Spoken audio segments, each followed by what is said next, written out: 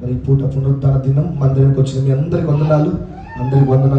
దేవుడు మరి దీవించును గాక, దేవునికి మహిమ కలుగును గాక. దేవుడు గత 5 నెలలు మనల్ని కంటికి రెప్పవలే కాచి ఈ యొక్క 6వ నెలలో ప్రవేశపెట్టిన దేవుని బట్టి నేను ప్రభుని స్తుతిస్తున్నాను. స్తోత్రం.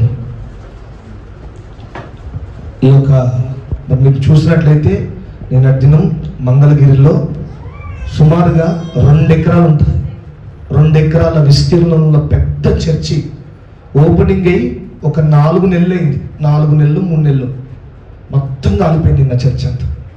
చాలా పెద్దది. సుమారుగా దాంట్లో ఒక 5 నుంచి 10,000 మంది పడతారట. అంత పెద్ద మందిరం షార్ట్ సర్క్యూట్ ద్వారా కాలిపోయిందని చెప్తున్నారు.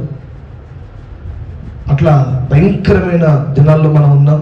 మన అనుక్షణం ప్రభుని బట్టి స్తుతిస్తూ అనుక్షణం ఎక్కడెక్కడ మందిరాలు ఉన్నాయో, ఎక్కడెక్కడ సేవకులు లేరు, మన మందిరం గురించే, మన సేవకుల గురించే కాదమ్మా, ప్రపంచమంతా గురించి ప్రార్థన చేయాలి. మనం ఆ భారం దేవుడు మనకు పెట్టాడు.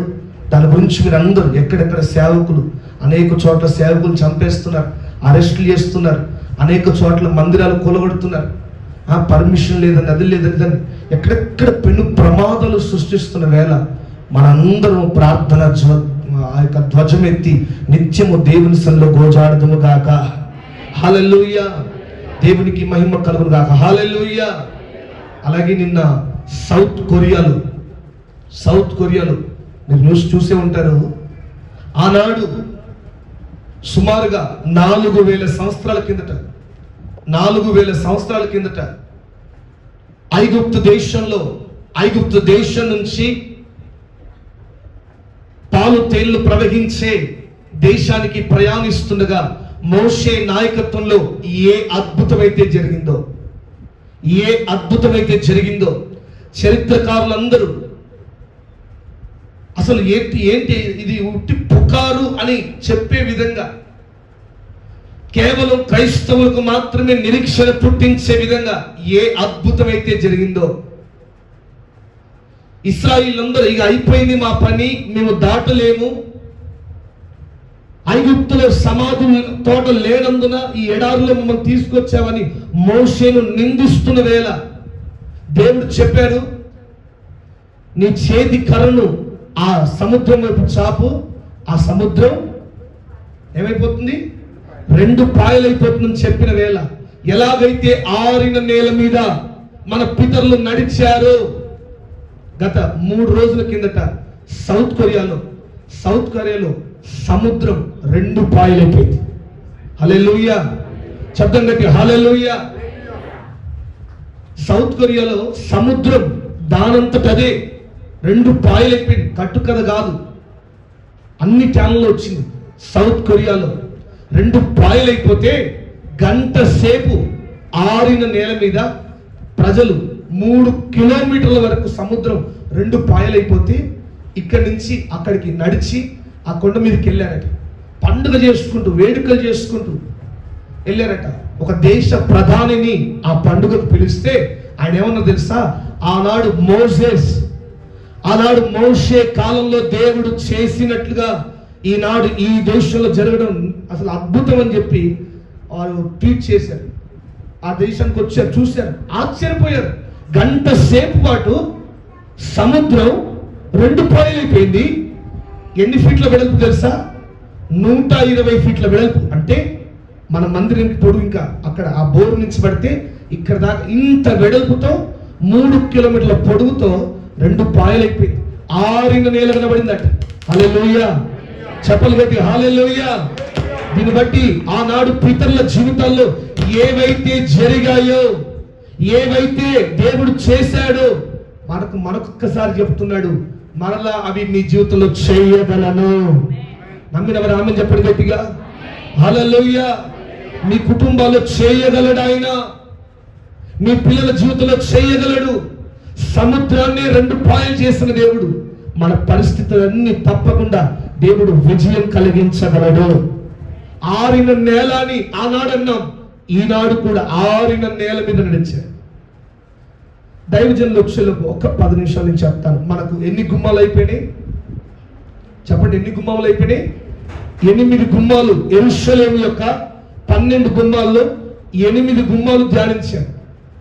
ఇప్పుడు ఒక్క గుమ్మం తెలియజేసి వారికి అప్పగిస్తాను. సాయంకాలం, ఈరోజు సాయంకాలం మనకేంటి? తారీఖు ఎంత? 1 తారీఖు. కనుక పొద్దున ఎంతమంది కనబడుతున్నారో సాయంకాలం అంతమంది తప్పకుండా రావాలి. వాగ్దాన కూడుకుంటుంది. ఈ నెల ఒక దీవెనకరంగా జరుగునట్లుగా, ఈ నెల మీరందరూ ఆరోగ్యంగా ఉన్నట్లుగా, ఈ నెల మన చేతి పనులు దీవించబడాలి. పిల్లలు స్కూల్ స్టార్ట్ అవుతున్నాయి, వారు విజయం పొందుకోవాలి. ఉద్యోగాలు చేస్తున్న వారు విజయం పొందుకున్నట్టుగా సాయంకాలం మరి అందరి గురించి విజ్ఞాపన చేయబడుతున్నాయి. అందరు సంఘం అంతా ప్రార్థన చేస్తున్నాం. అనేక విజ్ఞాపనలు సంఘంలో జరుగుతున్నాయి.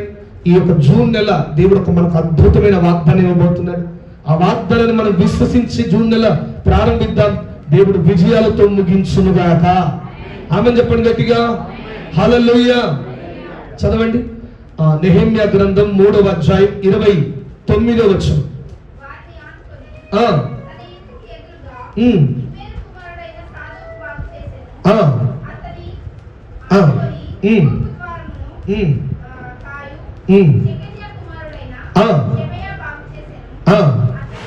తూర్పు ద్వారమును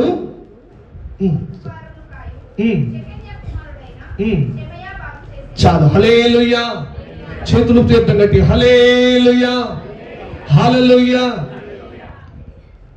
మీరందరూ ప్రార్థన చేయండి. నిన్న దినం పీటరు, నేను, రూపస్ ముగ్గురం కలిసి ఒక బాత్రూమ్ కట్టేసామంటే మ్యాక్సిమం అయిపోయినట్టే, సగం అయిపోయింది. ఇంకా మీరందరూ ప్రార్థన చేయండి. మేము మేస్త్రి పనులు కాకపోయినా మేము నేర్చుకుంటున్నాం.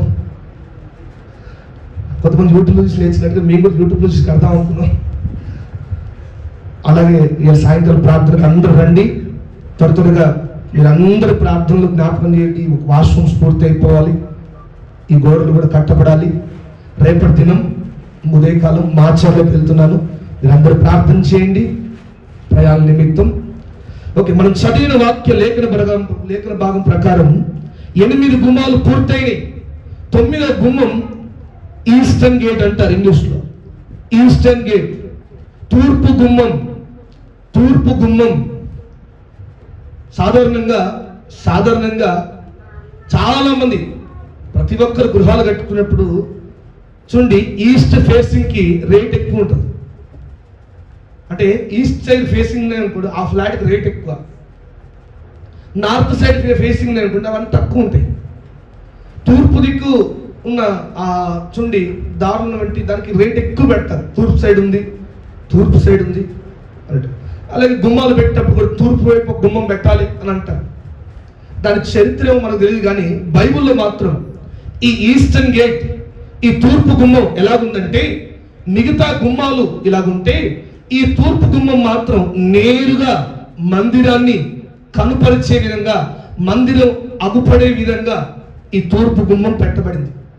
యెరూషలేము పట్టణంలో ఉన్న మందిరం ఈ తూర్పు గుమ్మం నుంచి ప్యారలల్గా అంటే నేరుగా మనకు కౌపడతా ఉంది. ఈ తూర్పు గుమ్మం అక్కడ ఎందుకు పెట్టారంటే, మనందరికి తెలుసు ఎందుకు పెడతారు ఈస్టర్న్ గేటు.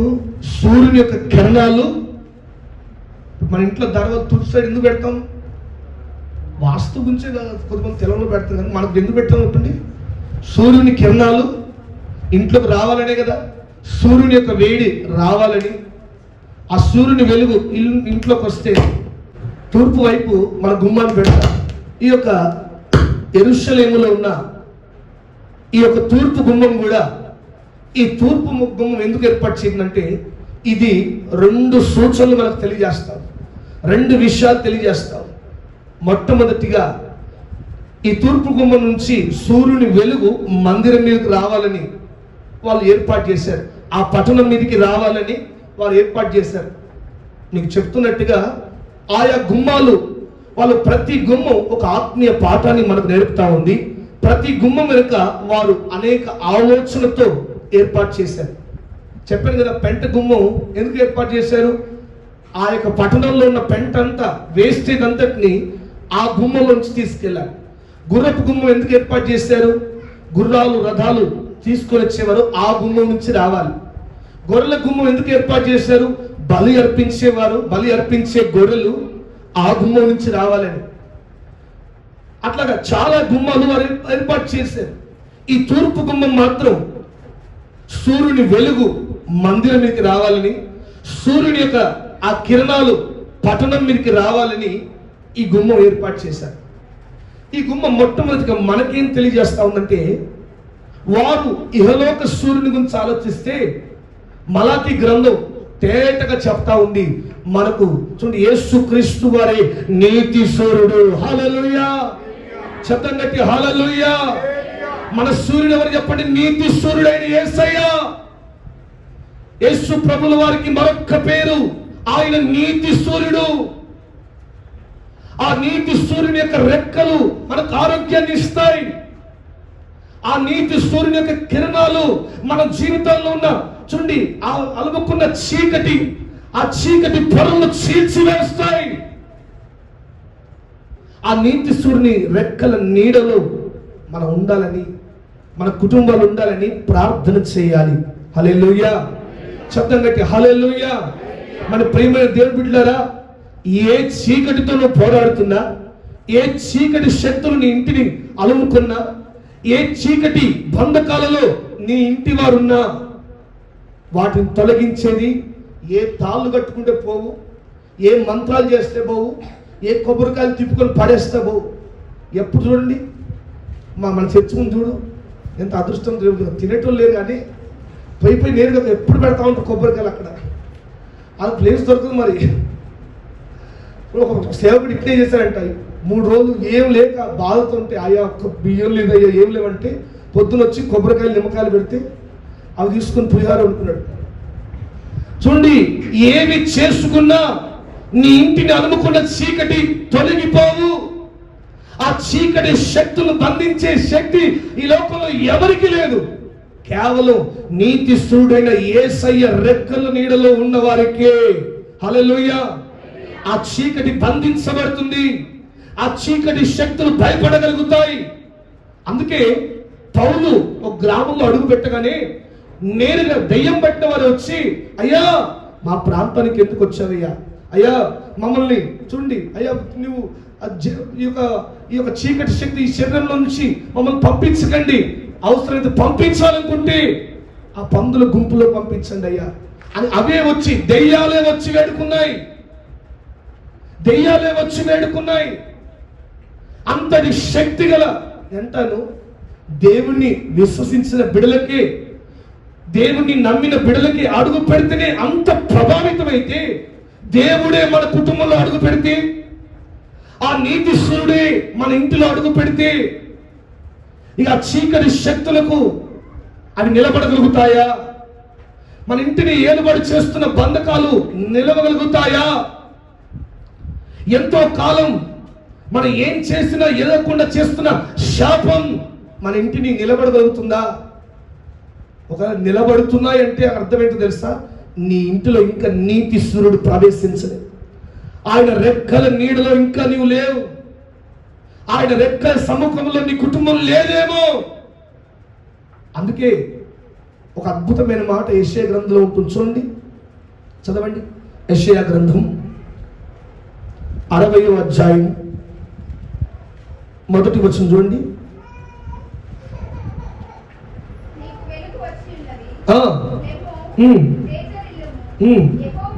యెహోవా మహిమ నీ మీద ఉదయించెను. 2వ వచనం చూడుము.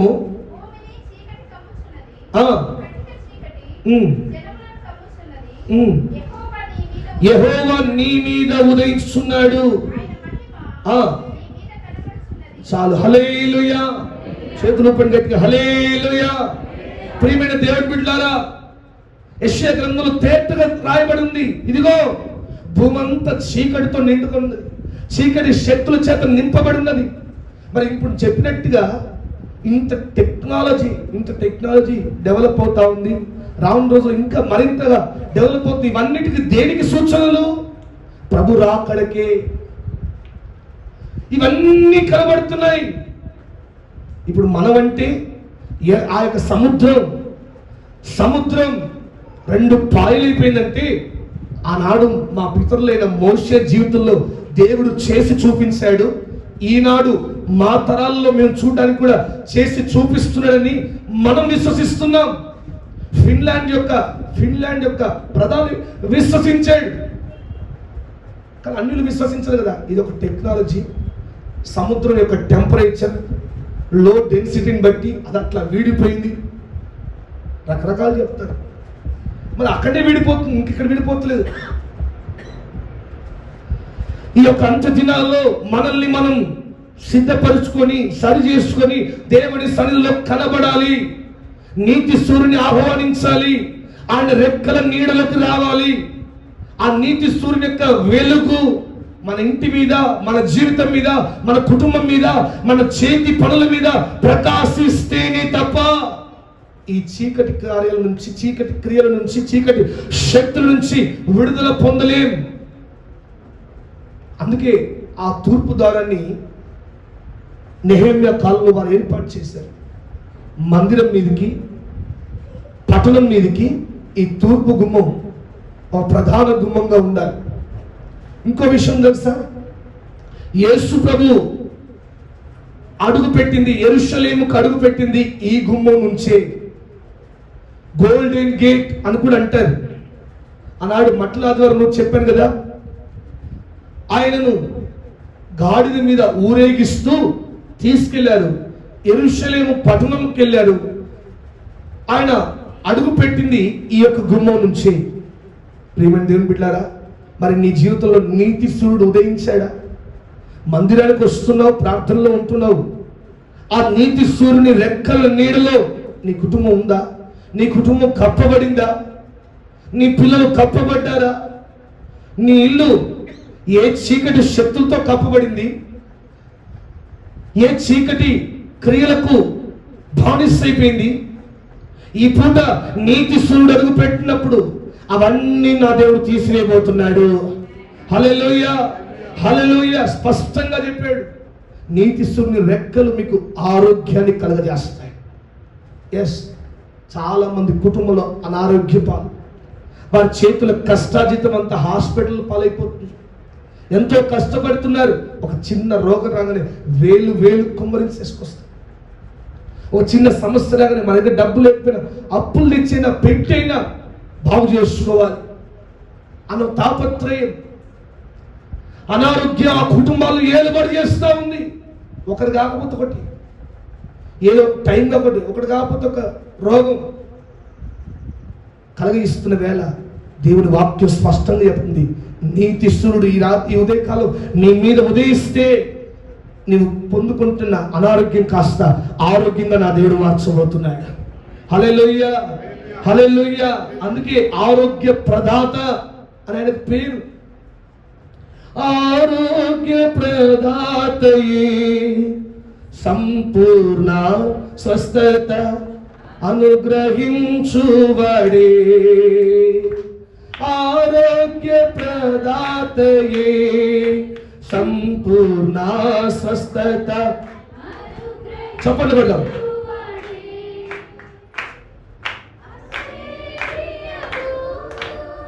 జీవితమంతా చేయుచు తిరిగి నడి ఆశ్చర్య క్రియలు, జీవితమంతా చేయుచు తిరిగి పాడాలి. దెబ్బలను అనుభవించి దెబ్బలను అనుభవించి పాడాలి. శరీరారెమ్మ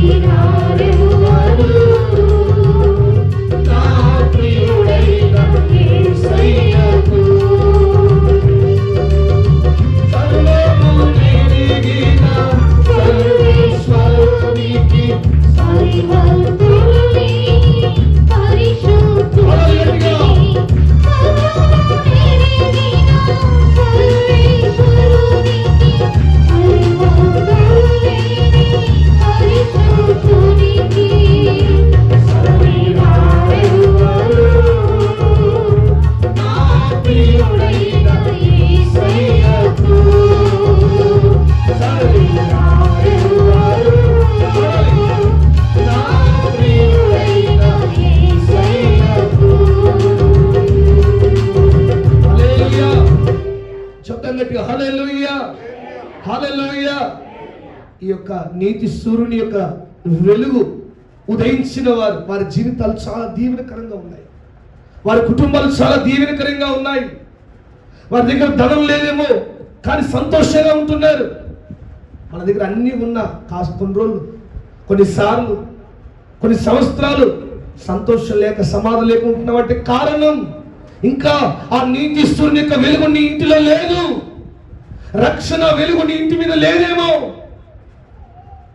ఇంకా వాక్యాలు వింటున్నావు, ఇంకా బాప్తిసం లేక, రక్షణ లేక టైం తీసుకుంటున్నావా?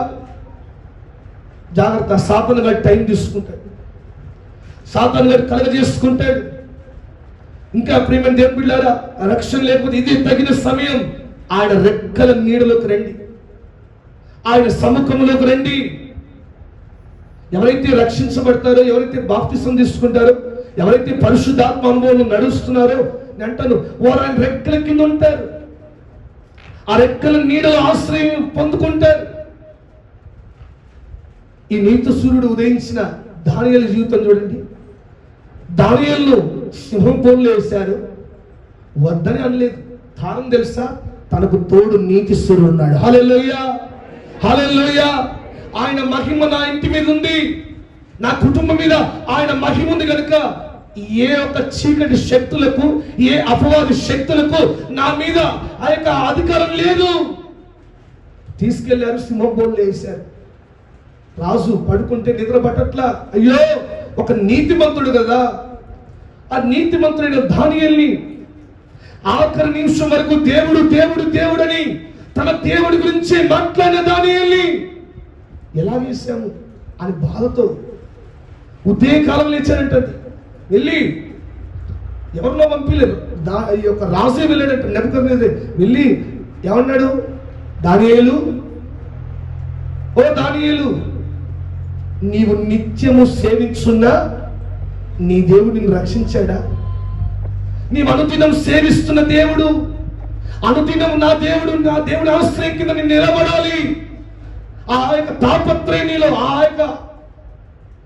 యొక్క వేదన నీ నిత్యం నిలబడతా ఉంది కదా, నేను కాపాడా? వెంటనే దానియేలు స్వరం వినబడదని శత్రులు అనుకున్నారు, దానియేలు స్వరం మూగబోయింది అనుకున్నారు. కానీ దానియేలు స్వరం తేట వినబడతా ఉంది. రాజు చిరకాలం జీవించుగాక, నీ యొక్క దాసుడు నేను క్షేమంగా ఉన్నానయ్యా, క్షేమంగా ఉన్నానయ్యా. ఎలాగా? ఇప్పుడు మనం చూడండి, ఈ యొక్క థాయిలాండ్ దేశంలో పులులను కానీ సింహాలను కానీ వాటికి పెట్ ట్రైనింగ్ నేర్పిస్తున్నారు. అంటే ఇప్పుడు ఒక పిల్లిని, కుక్కని ఎట్లయితే చైన్ కట్టి మనం తీసుకెళ్తామో అట్లా అలవాటు చేస్తామో దాన్ని అలవాటు చేస్తున్నారు. దాంట్లో అందరూ పులులను నేరుగా ప్రత్యక్షంగా చూడడానికి అవకాశం ఉంటుంది. నేరుగా అదొక అడవి, దాంట్లో వెళ్తాం, పుల్లు నేరు కనబడతారు. ఒక బ్రదర్ కూడా వెళ్ళి చూశాడు, అంత బాగుంది అనుకొని దాన్ని నడిపిస్తున్నాడు. దాని ట్రైనర్, దాని పెద్ద చైన్ ఉంది, ఆ చైన్ పట్టుకొని నడిపిస్తున్నాడు ట్రైనర్. ఈయనకు ఏమనిపించింది, ఒకసారి చూస్తే నేను కూడా పట్టుకుంటా, ఒక ఫోటో తీసుకుంటా.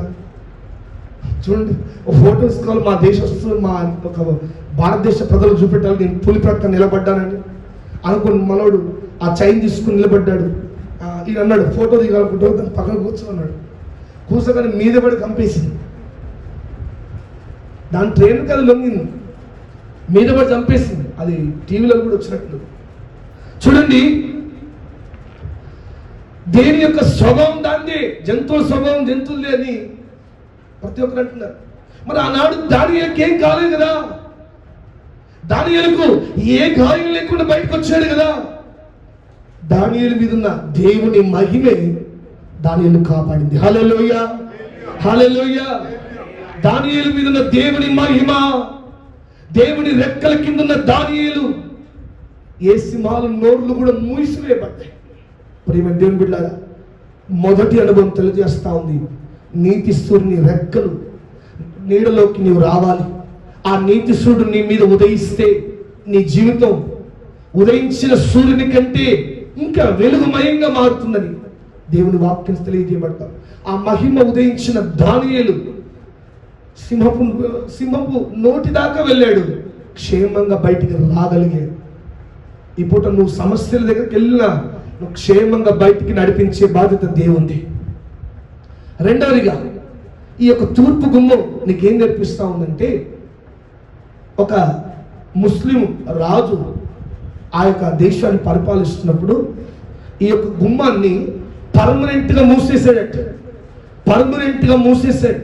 ఈ తూర్పు గుమ్మాన్ని మూసేసి, అందరూ అనుకుంటున్నారు కదా యేసు ప్రభు మొదటి రాకడలో వచ్చాడు కదా, ఆ మొదటిగా ఈ లోకంలో జీవించినప్పుడు ఈ గుమ్మం చెల్లాడు కదా అని చెప్పి కోపంతో ఆ యొక్క గుమ్మాన్ని మూసేశాడు. మళ్ళా రెండో రాకడ వస్తానంటున్నాడు కదా, రెండో రాకడలో ఒలీవ కొండ మీద ఆయన అడుగుపెట్టి నేరుగా ఈ గోల్డెన్ గేట్ మీదుగా మందిరంలోకి వెళ్తారని, మూడవ మందిరంలోకి వెళ్తారని ఈ ప్రజలు అంటున్నారు కదా. వెళ్ళకుండా ఏం చేద్దామని చెప్పి దాని పెద్ద ప్రాహారం కట్టాడంటే, ప్రహరీ ఎంత పెద్ద ప్రహరీ అంటే చాలా గొప్పది. దాని ముందు ముస్లిం వాళ్ళ సమాధులు ఉన్నాయి.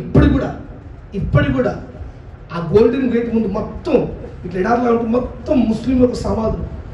దాని నుంచి రాకుండా పెద్ద గోడ. నేను అంటాను ఆ రాజు అమాయకుడే. ఎందుకు తెలుసా? 2 టన్నుల కంటే పెద్ద బరువైన రాయి సమాధి ముందు నిలబెట్టిన ఆ బండ రాయి ఆయన పునరుద్ధాన్ని ఆపలేకపోయింది.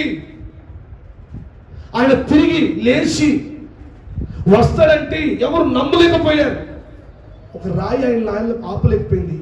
ఈ సమాధులు, ఈ ప్రహరీ గోడ ఆయన ఆపగలుగుతాయా? ఈ రెండవ అనుభవం ఏం చెప్తా ఉందంటే, ఈ తూర్పు గుమ్మం ఆయన నీతిశూరుడు మరలా ఈ రెండవ రాకలో రాబోతున్నాడు. ఈ గుమ్మంలో నుంచి ఆయన మూడవ మందిరంలో అడుగు పెట్టబోతున్నాడు. ఒలీవల కొండ మీద ఆయన మొట్టమొదటిగా రెండవ రాకలో అడుగుపెట్టి ఒలీవల కొండ నుంచి ఈ యొక్క గోల్డెన్ గేట్, ఈ యొక్క తూర్పు గుమ్మం నుంచి ఆయన అడుగుపెట్టి మూడవ మందిరంలో ప్రవేశిస్తాడు. ప్రియమైన దేవుని బిడ్డలారా, ఈ రెండవ అనుభవం నీకేం చెప్తుంది సార్? ఆయన రాబోతున్నాడు, సిద్ధపడు. రెండవ రాకడ సమీపిస్తా ఉంది, సిద్ధపడు. సిద్ధపాటు లేకుండా నీవు నిలిచి ఉంటే ఇక్కడనే ఈ లోకం మీదనే నీవు విడవబడతావు. సమస్త ప్రజలు, దేవుని ఆశ్రయిస్తున్న ప్రజలు, నీతిస్తుని రెక్కల కింద ఉన్న ప్రజలందరూ ఎత్తబడతారు, నీవు మాత్రం విడవబడతావు. ఇంకా సిద్ధపడలేకపోతున్నావా? ఇంకా ప్రార్థనలో, విశ్వాసంలో, ఆత్మీయతలో సిద్ధపాటు కలిగి ఉండు. ఈ రెండవ రాకడ సూచిస్తా ఉంది. అన్ని సూచనలు అవపడతా ఉన్నాయి. ఎక్కడ చూసినా భయంకరమైన విపత్తులు కనబడతా ఉన్నాయి. గొప్ప గొప్ప అద్భుతాలు జరుగుతూ ఉన్నాయి. ఇవన్నీ ఆయన రాకడకు సూచన. ఇవన్నీ ఆయన రెండవ రాకడకు సూచన. ఇంకా రక్షణ లేకపోతే, ఇంకా మారు మనసు లేకపోతే, ఇంకా పాప క్షమాపణ లేకపోతే ఈ ఉదయకాలం సిద్ధపడు. ఆయన త్వరగా రాబోతున్నాడు. ఆయన రాకడ సమీపిస్తా ఉంది. వెలిగించబడిన అనుభవంలో మనం అందరూ సిద్ధపడదాం. వెలిగించబడిన అనుభవాలతో, ప్రార్థనతో వెలిగించబడదాం. విశ్వాసంలో వెలిగించబడ్డాం. పరిశుద్ధాత్మ అనుభవంలో వెలిగించబడదాం. వెలిగించబడిన వారందరూ ఒక దినం రాబోతుంది. దేవుడు వారిని ఆ రెండవ రాకల్లో, ఆ ఎత్తబడే గుంపులో మీ అందరినీ ఆయనతో పాటు తీసుకెళ్తాడు. కనుక ఈ తూర్పు గుమ్మం నేర్పిస్తున్న ఈ 2 అనుభవాలు మన జీవితంలో ఒక నూతన కృప చేత నింపునుగాక, నూతన సిద్ధపాటును కలిగించునుగాక, నూతన అనుభవాల్లో మనల్ని సిద్ధపరచునుగాక, ప్రార్థనలో, విశ్వాసంలో మనల్ని మనం సిద్ధపరచుకునుగాక. దేవుడి వాక్యం మన వినికిల్లో దీవించునుగాక. ప్రార్థన చేద్దాం. ఒక చిన్న ప్రార్థన చేద్దాం. అందరూ మోకరించండి. అందరూ మోకరిద్దాం. ఈ తూర్పు గుమ్మం తెలియజేసినట్టుగా నీతి సూర్యుని యొక్క వెలుగు ఆ మందిరం మీదకి, ఆ పట్టణం మీదకి రావాలి అని వారు కోరుకున్నారు. ఈ పూట మనం కూడా, దేవా నీ వెలుగు నా ఇంటి మీదకి రావాలి, నీ యొక్క ప్రశస్తమైన మహిమ నా కుటుంబం మీదకి రావాలయ్యా, నా జీవితం మీద ఉదయించాలయ్యా అని అందరూ ప్రార్థన చేద్దాం. హల్లెలూయా, హల్లెలూయా, హల్లెలూయా.